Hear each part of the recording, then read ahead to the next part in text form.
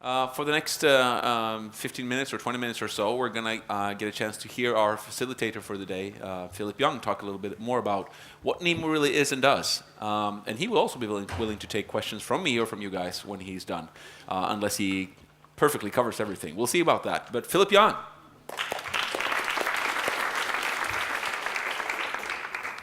Okay, no such thing as a free lunch, so this is where you have to listen to the sales pitch, and we don't let you go until you put a NEMO timeshare or whatever it is. Okay, it's great to have everybody here, and we've got off to a reasonable start, and I want to tell you why we're here and what we're doing. Since the middle of last year, I've been project leader of NEMO, New Media Modern Democracy. It's a 3-year project. We have 9 million kroner, which hopefully we're spending very well, thanks to Anders Stiftelsen and backed by Helsingborg Dagblad.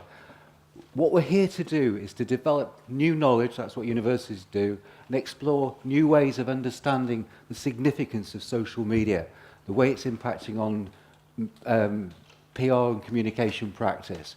And we're also putting in the context of democracy, the idea that the social media might empower people, that it allows us to talk to people, to create dialogues.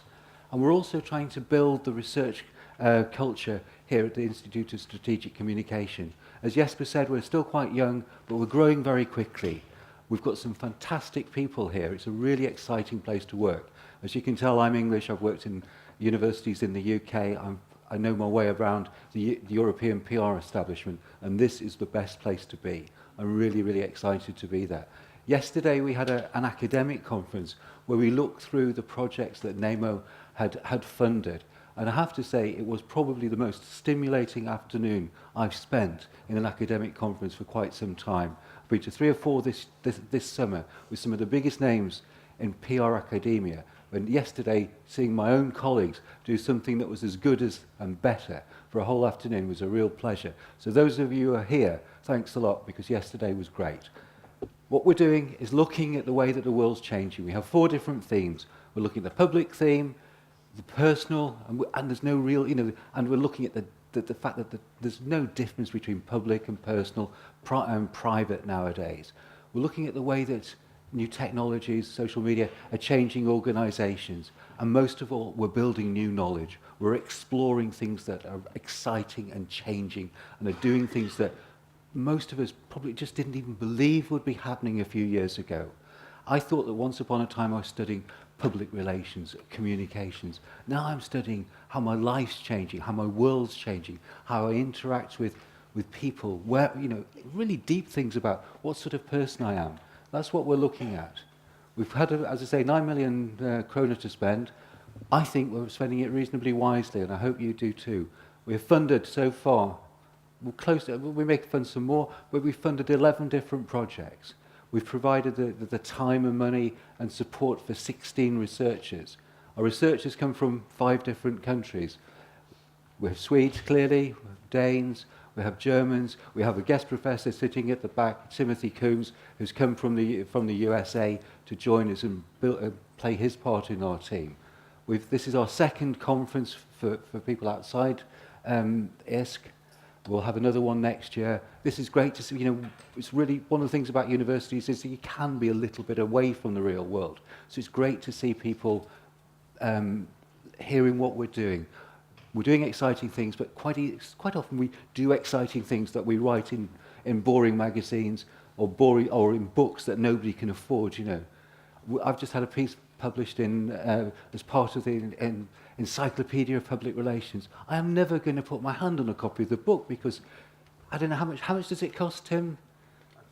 A couple of £100 or something, 2,000 krona book, but, and that's the sort of thing we do. So this is why it's quite exciting to be here. We've held 5 seminars so far where we've had really exciting speakers coming in to talk to the team. When we're working for NEMO, one of the things that we did really early on was think, hang on, we're working with a changing environment, lots of students. I wonder what they think.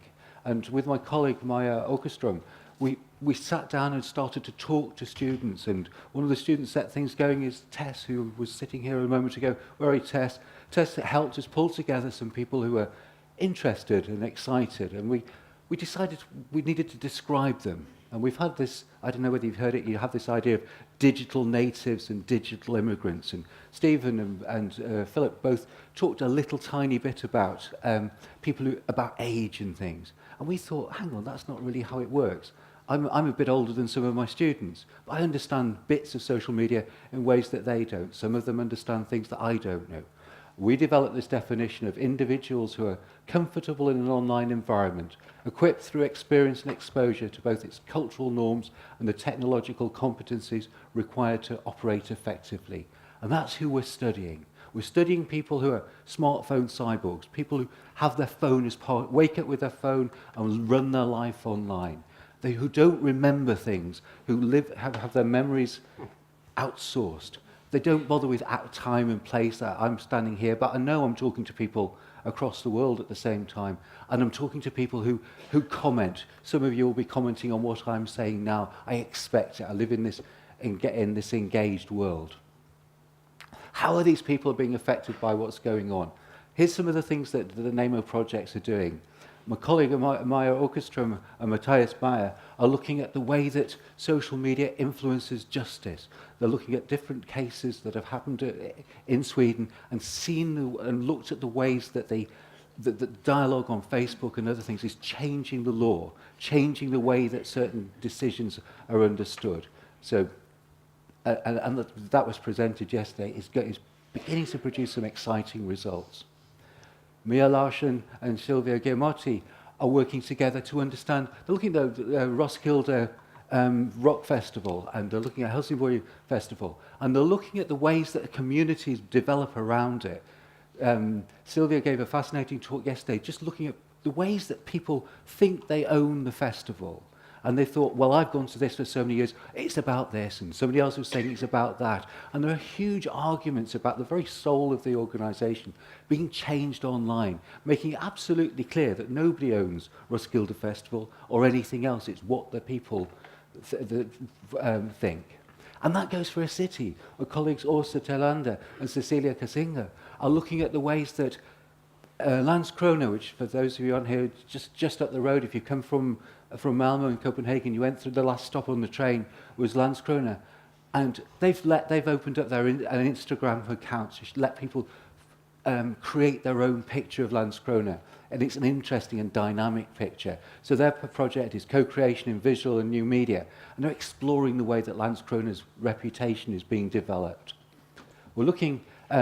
Henrik Merkelsen, Vesselinka Millerström, and Sara von Platen are looking at the way that PR practice is changing. They're going out, they're talking to people, and they're doing it in an exciting way. It's not just, oh, what are you doing, counting things. They're looking at the really underlying structural changes that are affecting the industry. They're talking to people in Sweden and in Denmark.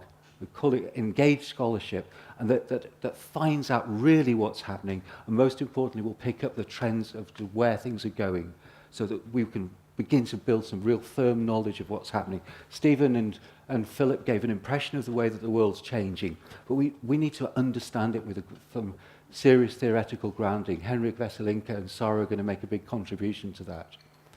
We're doing some exciting work about the way that reputations are changed. Some of you came last year to think and saw one of the great conference presentations when Hagen and Howard showed the video of the German military band playing Smoke on the Water. If you haven't seen the German army brass band play Smoke on the Water as a way of saying goodbye to the defense minister Gutenberg, you haven't really studied public relations and you haven't had enough fun. It's the best bit of the whole thing. But what happened was that there was an allegation that Gutenberg had plagiarized part of his PhD thesis.